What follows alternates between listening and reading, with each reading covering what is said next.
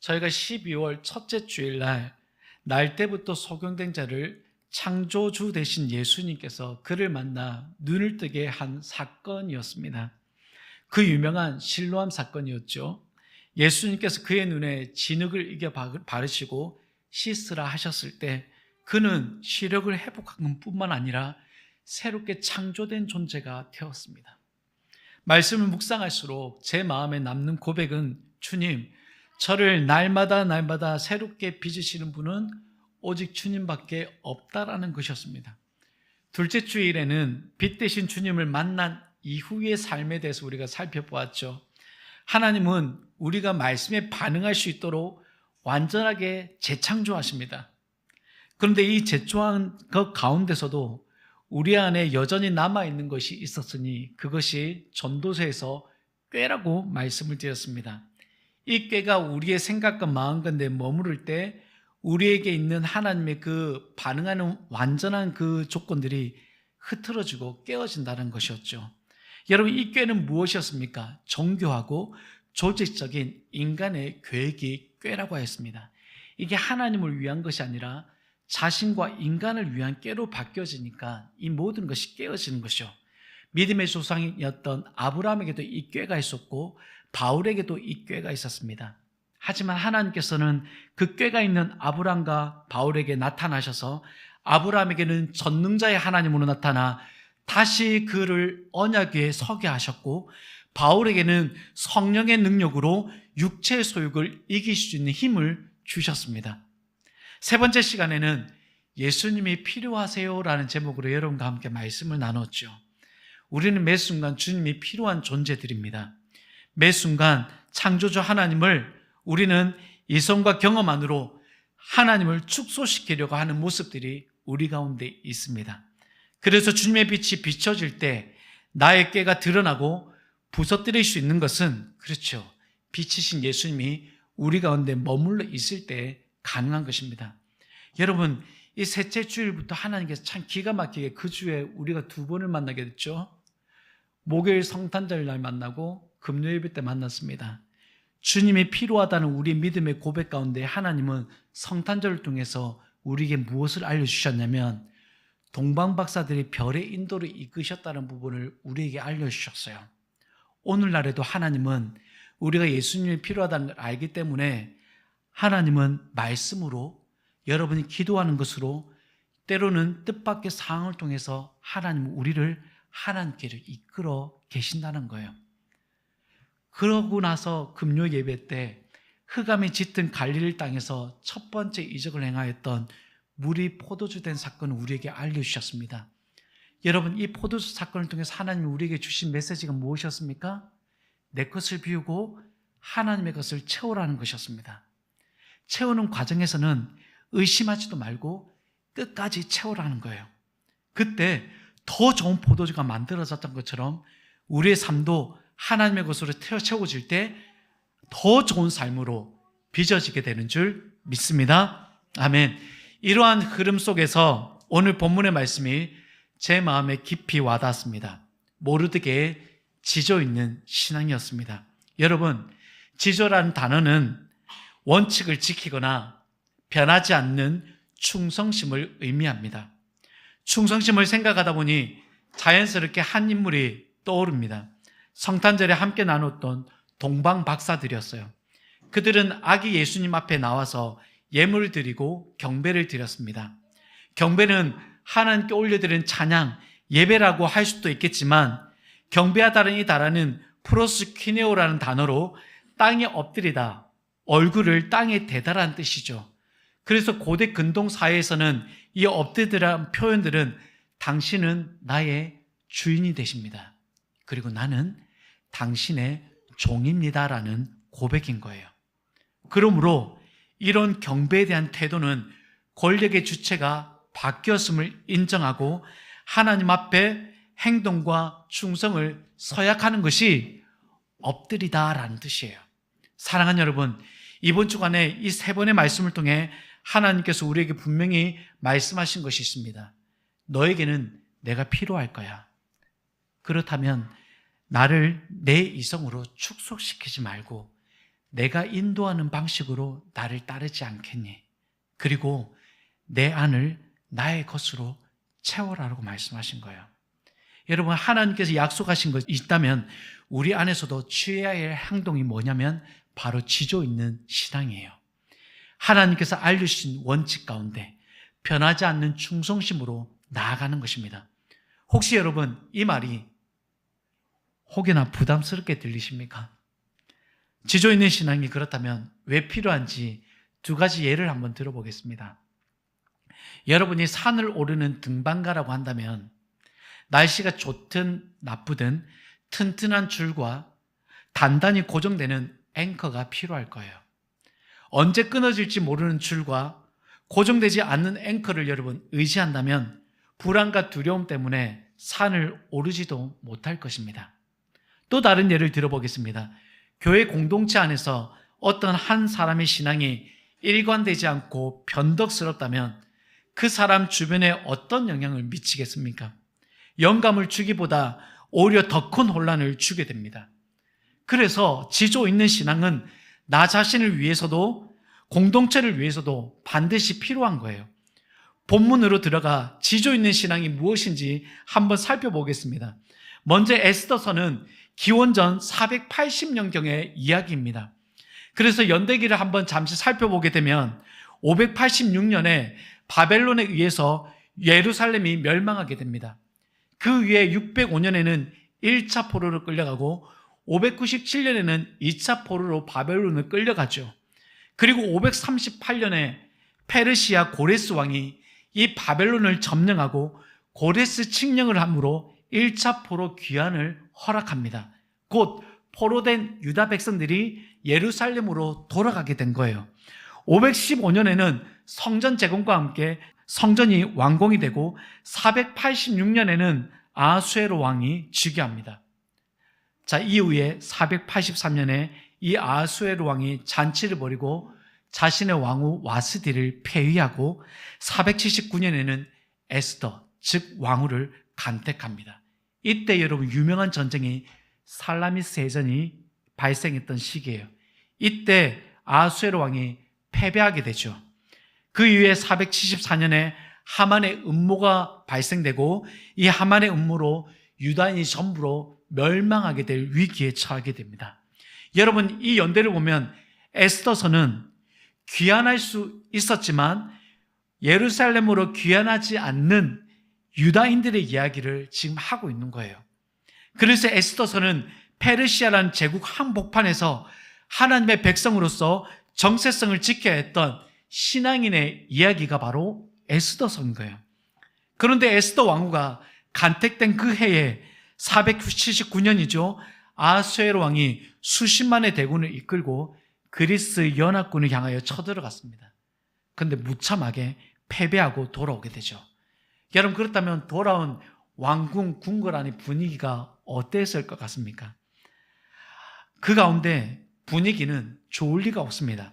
암살 계획까지 오가는 살얼음판이 같은 상황 속에서 그 음모를 알아차린 사람이 바로 대궐문에 앉아있던 모르드게였습니다. 모르드게는 에스더에게 이 사실을 알렸고 암살 계획은 무산되게 되었죠. 하지만 나라가 워낙 혼란스러웠기 때문에 모르드게의 이 공로는 궁중 기록에만 남게 되고 보상은 전혀 없었습니다. 자, 그런데 이 혼란 시기에 유독 승승장구하는 한 사람이 등장합니다. 이유 없이 높아지고 이유 없이 절이 요구되어진 이 하만을 통하여 어떤 일이 일어나는지 보겠습니다. 에스더서 3장 1절 말씀 함께 읽겠습니다. 그 후에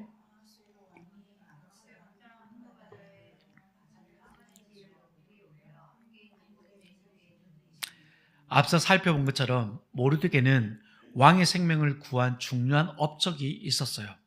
그러나 그의 공로는 누구에게도 주목받지 못한 채 묻혀버렸습니다. 그런데 성경은 전혀 다른 한 사람을 우리 앞에 내세웁니다. 아각 사람 함무다다의 아들 하만이었어요. 아하수에로 왕이 이 하만의 지위를 높여서 모든 대신들 위에 두었다라고 기록합니다. 흥미로운 점은 성경은 하만이 왜 높아졌는지에 대해서는 아무 설명도 하지 않고 있습니다. 업적도 없고 공로도 기록되지 않습니다. 그저 왕의 결정이었을 뿐입니다. 물론 이것이 제국의 논리이기도 하지만 아마도 우리가 보지 못하는 상황 가운데 아주 간사한 신하처럼 아마 왕을 칭찬을 하거나 아마 떠받쳤을 거라고 상상이 되어집니다. 하만의 지위가 높아진 이후에 장면은 우리 가운데 좀 안타까운 부분들을 자아내고 있습니다. 그가 지나가는 모든 길목에 있는 사람들은 일제히 무릎을 꿇고 머리를 숙이도록 만들었습니다. 에스더서 3장 2장 상반절에 보면 대궐문에 있는 왕의 모든 신하들이 다 왕의 명령대로 하만에게 꿇어 절했다라고 되어 있습니다. 왕의 명령이라는 이름 아래에 모두가 아무런 의문 없이 행동을 반복합니다.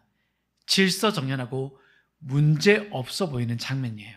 그런데 바로 이러한 장면 한가운데 끝까지 무릎 꿇지 않는 사람이 등장합니다. 그 사람이 바로 모르드게였습니다. 여러분 에스더 3장 2절 하반절 함께 읽겠습니다. 모르드게는 꿇지도 아니하고 절하지도 아니하니. 여러분 이 짧은 문장이 우리에게 보여주는 장면은 결코 작지 않습니다. 거대한 제국의 명령이 있었고 한 개인의 신앙 양심이 지금 정면으로 충돌하고 있는 순간입니다. 본문은 분명히 말합니다. 모르드게는 꿇지도 않았고 절하지도 아니했다. 성경은 이 행동을 성격 문제나 모르드게의 고집으로 설명하지 않습니다. 이미 그의 정체성을 충분히 밝혀두고 있죠. 에스더서 2장 5절 보면 도성수산에 한 유다인이 있으니 이름은 모르드게라. 그는 베냐민 자손이니 기스의 증손이요 시므이의 손자요 야일의 아들이라. 여러분 모르드게는 베냐민 지파 사람으로 사울 왕의 가문에 속한 사람이었어요. 그리고 그는 왜 절하지 않는지에 대해 이렇게 분명히 말하고 있습니다. 에스더서 3장 4절 함께 읽겠습니다. 날마다 고나되 모르드게가 듣지 아니하고 자기는 유다인임을 알렸더니. 여러분 계속해서 모르드게에게 요구했습니다. 너 왜 하만이 가는데 절하지도 않고 꿇지도 않냐? 그래서 신하들이 어떻게든 이 모르드게의 무릎을 꿇게 만들었어요. 그런데 모르드게가 어떻게 합니까? 듣지 아니하고 자기는 그 무릎을 꿇지 않는 요인을 유다인이라는 이유로 정리해버립니다. 자신의 정체성만 드러낸 거예요. 여러분 유다인으로서 무릎을 꿇지 않는 이유는 크게 두 가지로 정리할 수가 있습니다. 첫째는 하나님 외에 무릎 꿇지 않는 민족이에요. 동방박사들이 아기 예수님께 경배했다는 말씀을 초반에도 말씀을 드렸습니다. 동방박사들이 아기 예수님께 경배했다는 이야기는 누군가에게는 그 장면이 매우 부드럽고 아름답게는 보일 수 있습니다. 그러나 선민 백성의 관점에서 보면 무릎을 꿇는다는 것은 가벼운 행동이 아니에요. 그것은 신앙적 정절을 말하고 곧 믿음의 지주와 직결된 문제입니다. 다니엘서 3장에서도 이와 유사한 장면이 등장하죠. 바벨론 포로로 끌려간 다니엘의 세 친구입니다.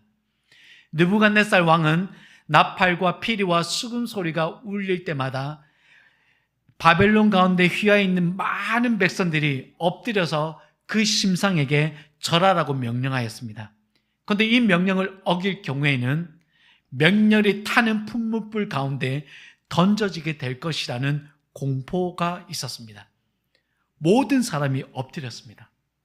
그러나 이들은 포로의 신분 속에서도 너는 나 외에 다른 신들에게 내게 두지 말라는 하나님의 계명을 다니엘의 세 친구는 지켰습니다. 고발당한 상태에서 왕 앞에 선 그들은 조금도 흔들리지 않고 이렇게 고백합니다. 왕이여, 우리가 섬기는 하나님이 계시다면 우리는 맹렬히 타는噴물불 가운데서도 능히 건져내시겠고 왕의 손에서도 건져내시리다. 그렇게 하지 아니하실지라도 왕이여, 우리가 왕의 신들을 섬기지도 아니하고 왕이 세우신 금신상에게 절하지도 아니할 줄을 아옵소서. 여러분, 다니엘의 세 친구의 두 가지 고백이 나와요. 첫 번째는 하나님이噴물불 가운데서도 왕의 손에서도 건져주실 것입니다 라는 믿음의 고백과, 또 다른 믿음의 고백은 건져주지 않고 우리가 죽임을 당할지라도 절하지 않겠다라는 여러분 지조 있는 신앙이었습니다. 그들은 결과를 조건으로 신앙을 선택하지 않았습니다. 그런데 우리는 결과에 따라서 신앙을 선택하죠. 풀무불에 던져질지라도 왕의 신들을 섬기지 않겠다고, 금신상에게 절하지 않겠다라고 선언합니다.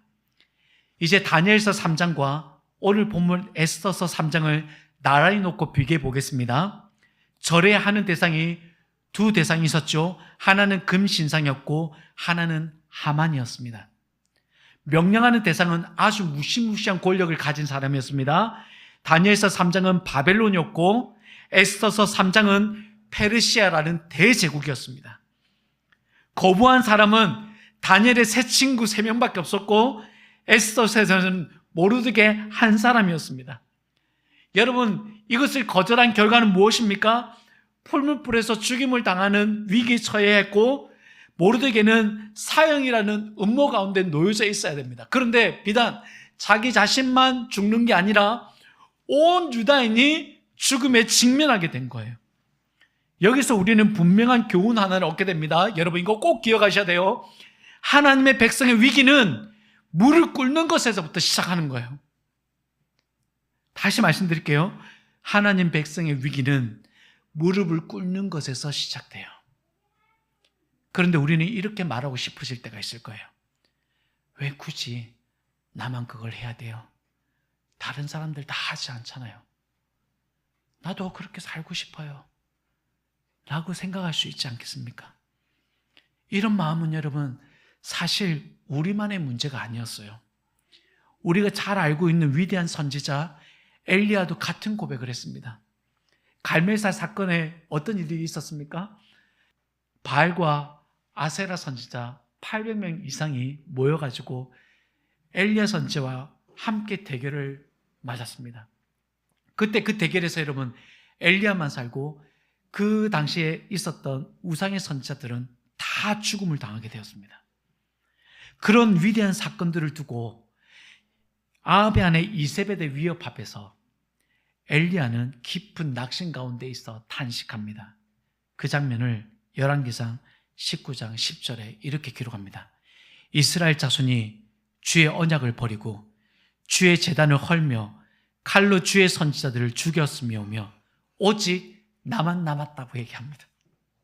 자, 여러분 엘리야 선지자가 우리가 볼 때 가장 위대해 보였던 그 선지자가 뭐라고 얘기합니까? 주의 제단을 헐고 많은 백성들이 어떤 주의 선지자들이 죽음을 당하는 그 순간 가운데 나만 남았습니다. 그런데 나만 그 신앙을 지키면 무슨 소용이 있겠습니까? 라는 거예요. 이런 엘리야의 탄식 앞에 하나님이 이렇게 답하십니다. 열왕기상 19장 18절 함께 읽겠습니다. 그러나 내가 이스라엘 가운데 7,000명을 남기리니 다 바알에게 무릎을 꿇지 아니하고 다 바알에게 입맞추지 아니한 자니라. 여러분 하나님의 시선과 엘리야의 시선은 너무 다른 곳에 있었습니다.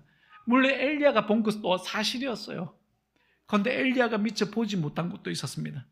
사랑하는 여러분, 바알에게 무릎 꿇지 않았던 7,000명의 사람은 왕도 아니었고 선지자도 아니었고 어떤 기록에 이름이 남는 지도자들도 아니었어요. 이름은 기록되지 않은 그러나 분명히 존재했던 평범한 하나님의 백성들이었습니다.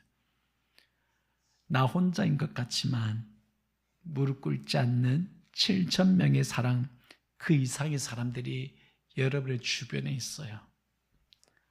혼자 하는 게 아니에요. 유다인으로서 무릎을 꿇지 않았던 두 번째 이유는 무엇일까요? 아말렉과는 절대 타협하지 않는 신앙 때문이었어요. 유다인에게 있어서 아말렉 민족은 출애굽의 역사에서부터 시작돼요. 이스라엘 백성들이 광야에 있을 때 얼마나 지치고 연약해져 있었겠어요. 그때 이 아말렉 민족들이 정면에서 이 민족과 싸운 것이 아니라 뒤에서 약한 자들만 골라서 공격했던 민족이었어요. 그래서 하나님께서는 이 민족을 쳐서 죽이라고 전쟁을 일으키게 하셨죠. 그 전쟁과 함께 하나님께서 분명한 약속을 하십니다. 제가 출애굽기 17장 14절, 16장 14절 읽어드리겠습니다. 여호수아의 귀에 외어 들리라. 내가 아말렉을 없이하여 천하에서 기억도 못하게 하리라. 이르되 여호와께서 맹세하시기를 여호와가 아말렉과 더불어 대대로 싸우리라 하셨다 하였더라. 여러분, 민수기에서도 이와 비슷한 말씀을 하나님은 반복하십니다. 너는 천하에서 아말렉에 대한 기억을 지워버리라. 너는 잊지 말지니라. 여러분, 출애굽기에서도 이 아말렉이 나타나고 사무엘상 15장에서도 사울이 안타깝게도 불순종을 이루었던 전쟁이 아말렉과의 전쟁이었어요. 하나님께서 이렇게까지 강하게 말씀하신 이유는 분명합니다. 아말렉은 단순한 하나의 민족이 아니라 하나님 백성의 정체성을 무너뜨리는 방식으로 공격했던 민족이에요. 그 민족이 출애굽기에도 사무엘상에서도 또한 지금 에스더 시대에도 똑같은 방식으로 공격하고 있는 거예요. 그런데 여러분, 사무엘상 15장에서 제가 앞서 말씀드렸던 것처럼 사울은 이길 수 있는 전쟁이었죠. 그리고 혼자 싸우는 전쟁도 아니었습니다. 백성들을 동원해서 충분히 승리가 보장된 싸움이었어요. 그러나 그는 아말렉을 진멸하지 않았어요. 하나님 명령 앞에서 부분 순종이라는 이름의 불순종을 선택해버렸습니다. 이 장면이 왜 중요한지 오늘 본문으로 다시 돌아가 보겠습니다. 여러분, 오늘 본문에서 하만을 어떻게 소개하는지 보겠습니다. 에스더 3장 1절 함께 읽겠습니다. 그 후에 아하수에로 왕이 아각 사람 함무다다의 아들 하만의 지위를 높이 올려 함께 있는 모든 대신 위에 두니, 성경이 굳이 하만을 이렇게 소개합니다. 아각 사람 함무다다의 아들. 하만은 아각 사람이에요. 그리고 아각은 누구입니까? 아말렉의 왕이었어요. 즉 하만은 아말렉 왕의 후손인 거였어요. 이것은 개인적인 감정의 문제가 아니었어요. 개인의 자존심의 싸움도 아니었어요.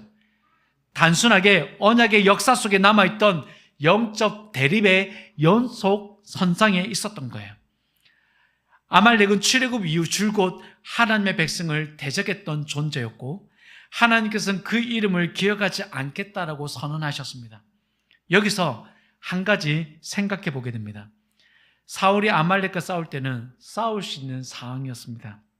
혼자가 아니었고 백성들이 함께한 전쟁이었으며 인간적으로 보면 충분히 이길 수 있는 전쟁이었죠.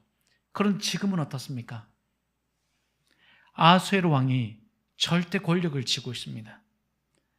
하만은 모든 대신 위에 올려진 가장 최상위에 올려진 신하였습니다. 모르드게는 그저 대궐문에 앉아있는 한 사람에 불과합니다.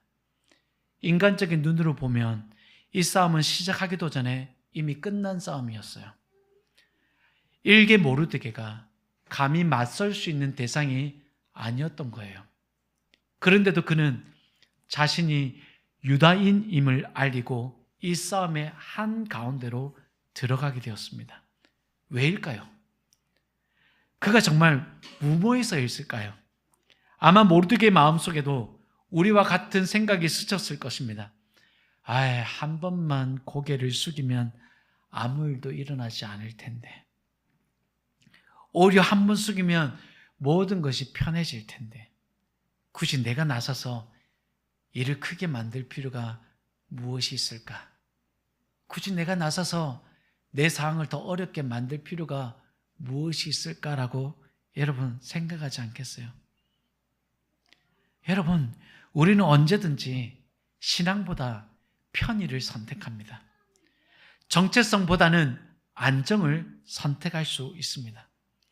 신앙의 큰 외침보다 아무 소리 내지 않는 조용한 타협을 선택할 수도 있습니다. 그러나 모르드게는 그 길을 선택하지 않았습니다. 이제 우리 자신에게 질문해 보아야 합니다. 하나님은 왜 황제 숭배나 다른 우상에게 절하지 말라는 계명을 10계명의 첫머리에 두셨을까?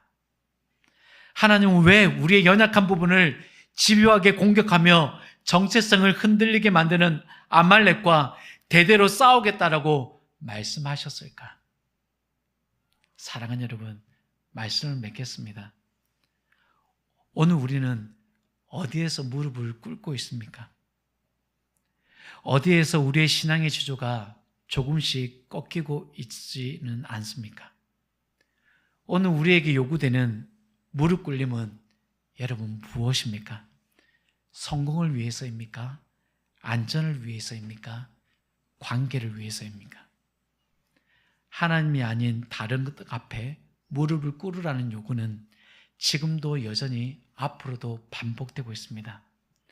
모르드게의 절개는 결코 거창하지는 않습니다. 다만 무릎을 꿇지 않았을 뿐이었어요. 그러나 한 번의 선택이 여러분 모르드게를 통해서 하나님의 역사를 만들어내었습니다. 오늘 우리의 신앙도 바로 그 자리에서 시작됩니다.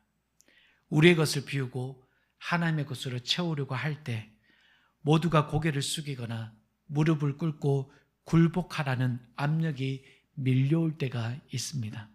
그때 하나님 앞에 바로 서는 한 사람, 그 사람이 바로 오늘 우리이기를 축복합니다.